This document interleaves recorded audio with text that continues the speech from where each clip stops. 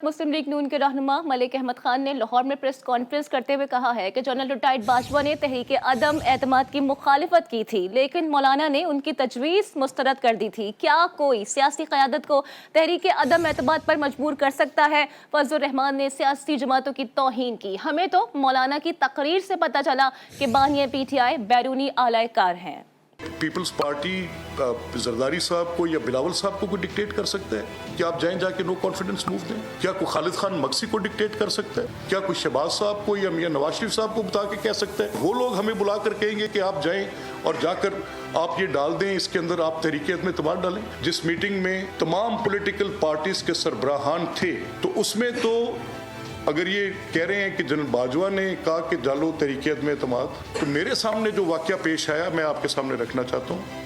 वो ये था कि उसमें तो वो कह रहे थे कि अदम एतमाद ना करो, और जनरल फैज तो उस वक्त सबकी हिट लिस्ट में था, और तो मौलाना ने उस वक्त बड़ा फर्म स्टैंड दिया। उन्होंने कहा जनरल साहब आप हमें विड्रॉ करने के लिए कैसे कह सकते? अगर तो ये जनरल साहब ने डलवाई थी तो फिर वो विड्रॉ कराने क्यों आए बैठे थे? मौलाना का वो रेजिस्ट करना, मैं समझा मौलाना बड़े ज़बरदस्त आदमी, और जनरल फैज का तो गालिबन ये झगड़ा रहा इस बात पे कि वो वहाँ पर नहीं थे, और वो तो उस वक्त शायद कहीं कोर कमांडर होंगे, प्रॉब्ली आई डोंट नो, वो अपनी बात खुद कर सकते हैं, मुझे नहीं पता। जनरल बाजवा से आप लोगों की मुलाकात हुई? देखिए ये मुलाकात मुझे इस बात पे सवाल उठ रहा है कि वो इमरान का पैगाम लेकर बाकी सारी ऑपोजिशन के पास आए कि शायद इसके साथ मुल्क में कोई बड़ा अदम इस्तेहकाम आ जाएगा, और अगर वो फौरी तौर पे स्टेप डाउन करके इलेक्शंस में जाते हैं तो आप इलेक्शंस में चले जाएं। ये उसका मतमा नज़र है।